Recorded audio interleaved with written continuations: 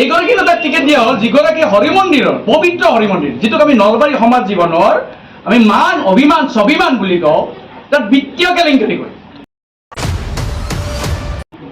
24 বিঘাতকৈ বেছি মাটি বেআইনীভাৱে দখল কৰিলে 21 চনতো কিন্তু গাদ্দাৰী কৰিছে সেই কথা কংগ্ৰেছ কৰ্মীসকলে সকলোৱে জানে কি কৰিছে বেলেগ নেতাৰ লগত লগ লাগি কি কৰিছে সকলোৱে জানে এইগৰাকী তাক টিকেট দিয়া হ'ল যিগৰাকী হৰিমন্দিৰৰ পবিত্ৰ হৰিমন্দিৰ যিটোক আমি নলবাৰী সমাজ জীৱনৰ আমি মান অভিমান স্বাভিমান বুলি কওঁ তাত বিত্তীয় কেলেংকাৰী কৰে বহিষ্কাৰ হ'বলগীয়া হৈছে যেতিয়া গৌৰৱ গগৈ ডাঙৰীয়াই যেতিয়া হৰি মন্দিৰত প্ৰৱেশ কৰিছিলে সেইদিনা কিন্তু সেই অশোক শৰ্মা ডাঙৰীয়া ভিতৰত যাব নোৱাৰিলে সকলোৱে দেখিছে আপোনালোকে আমি জনামতে আমি টিভিত দেখিছোঁ আপোনালোকে দেখিছে সৰিয়হ তুলি 24 বিঘাতকৈ বেছি মাটি বেআইনীভাৱে দখল কৰিলে বৰকুৰাৰ 13 বিঘাতকৈ বেছি মাটি বেআইনীভাৱে তেখেতে ক্ৰয় কৰিছে এতিয়া কথা হ'ল কেইদিনমান আগত প্ৰদেশ কংগ্ৰেছৰ সভাপতি ডাঙৰীয়াৰ নেতৃত্বত এটা যাত্ৰা চলিছিল য'ত যাত্ৰা হিমন্ত বিশ্ব শৰ্মা ডাঙৰীয়াৰ মুখ্যমন্ত্ৰী হিমন্ত বিশ্ব শৰ্মা ডাঙৰীয়াৰ মানে পৰিয়ালৰ সম্পত্তিক লৈ তেখেতে প্ৰশ্ন কৰিছে এতিয়া যদি তেওঁ যিগৰাকী গৌৰৱ গগৈ ডাঙৰীয়াৰ মানে বেলেগৰ সম্পত্তিক লৈ প্ৰশ্ন কৰিছে এইগৰাকী যে ব্যক্তিয়ে যে বেআইনীভাৱে যে মাটি দখল কৰিছে য'ত টিভি ভিডিঅ' চাৰিওফালে ভাইৰেল হৈছিলে তাৰপিছত তেখেতৰ ওপৰত কিয় একশ্যন ল'লে বা তেখেতক কিয় টিকেট দিলে তাৰমানে কংগ্ৰেছ দলত যদি কোনোবাই যদি ভূ মাফিয়া বা কোনোবাই যদি মাটি বেআইনীভাৱে মাটি ক্ৰয় কৰে তেতিয়াহ'লে ওকে কিন্তু যদি সাহস কৰি যদি কোনোবা কৰে তেতিয়া বেয়া নেকি এই কথাও গৌৰৱ গগৈ ডাঙৰীয়াই ক'ব লাগিব আমি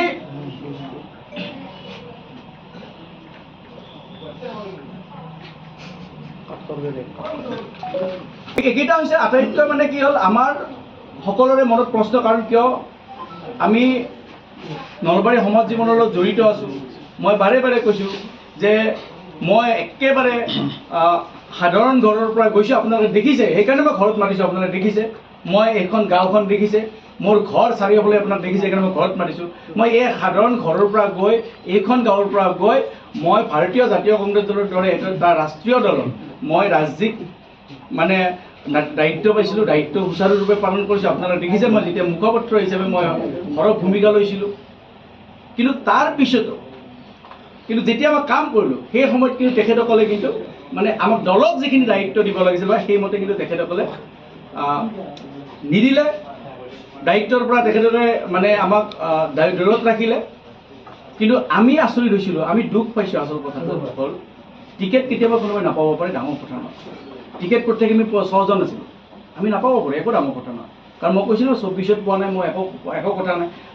কথা নাই মই ইভেন এনেকুৱাও কৈছোঁ যে প্ৰদ্যুৎ ভূঞা ডাঙৰীয়াই যদি নতুনকৈ ইলেকশ্যন খেলিব বিচাৰে তেতিয়া মই উইথড্ৰ কৰিম বুলি কৈছোঁ সকলোৱে জানে ইয়াতে উপস্থিত আছে আপোনাক চিনিয়ৰ হিচাপে মই কৈছিলোঁ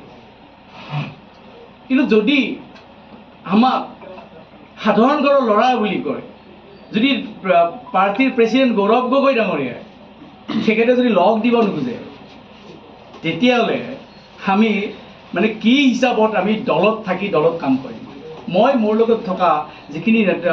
নেতা কৰ্মী আছে তেওঁলোকক কেনেকৈ মই লগত লৈ চলিম মই সেইটো কাৰণে আমাৰ আচলতে